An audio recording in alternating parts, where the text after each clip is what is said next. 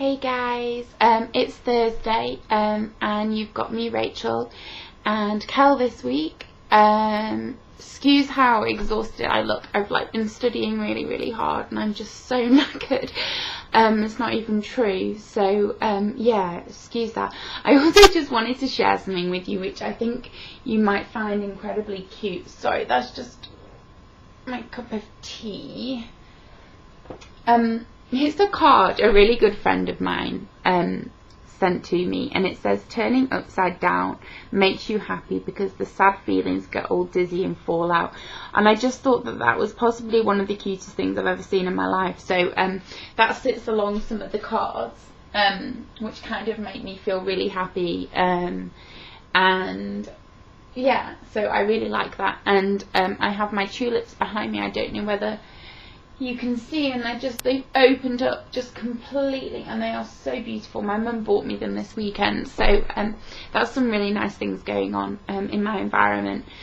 This rota, as you'll be aware of last week, is concerning DBT skills and trying to apply those in kind of everyday life.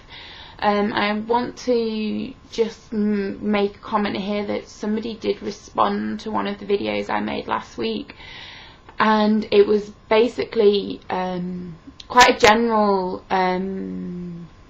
statement, in the sense that it wasn't specific to what I was covering that day, but it was specific to kind of DBT, and she kind of raised concerns, or an issue maybe that I hadn't thought about before, in that she herself has borderline personality disorder and has been offered DBT, and as far as I'm aware has engaged with DBT, inpatient, outpatient, and she sort of made a comment that from her experiences, that because she'd been diagnosed with this and had been offered DBT, that her eating disorder kind of was neglected in that, in the sense that she suffers with a long-standing eating disorder also.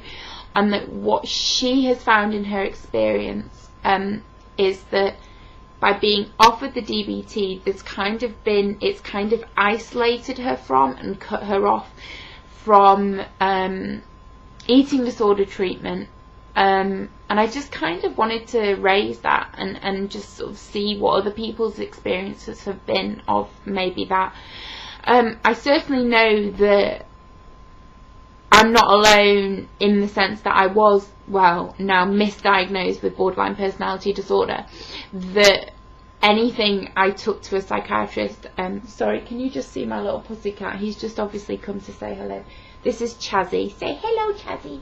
Say, go say hello. He doesn't like being held, but say hello. Say hello, Chaz. He won't be held. He just won't be held. But he probably will just say hello. Say hello. The misdiagnosis of borderline personality disorder for myself actually isolated me not only from treatment, but also in how I was handled. And there seems to be this horrible connection between people with borderline personality disorder and them being manipulative, dismissive, you know, that they won't cooperate, that they won't work with what is being offered them. And I also think that there is a huge stigma and negativity around the fact that you take another mental health struggle. For example, with me, it was my depression and my anxiety. Oh, you're depressed and you're anxious because you have borderline personality disorder. So it was kind of like, okay, so even if that is the case, what are you going to do to help me? And kind of the response was, well, you've got borderline personality disorder. And it was kind of just like, they wouldn't treat me because of that. And so I did want to raise that in this video, and maybe I'll run over on this video because of that, because I think it would be helpful for me to understand what other people's experiences have been of this.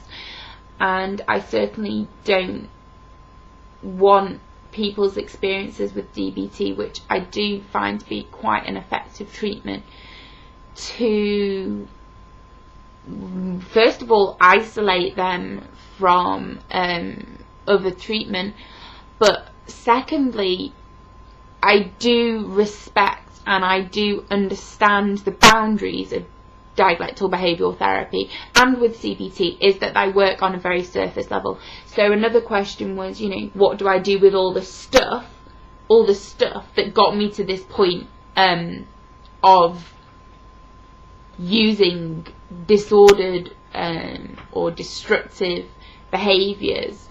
And yes, you can look at my behaviours and try and challenge those, but I need to get underneath.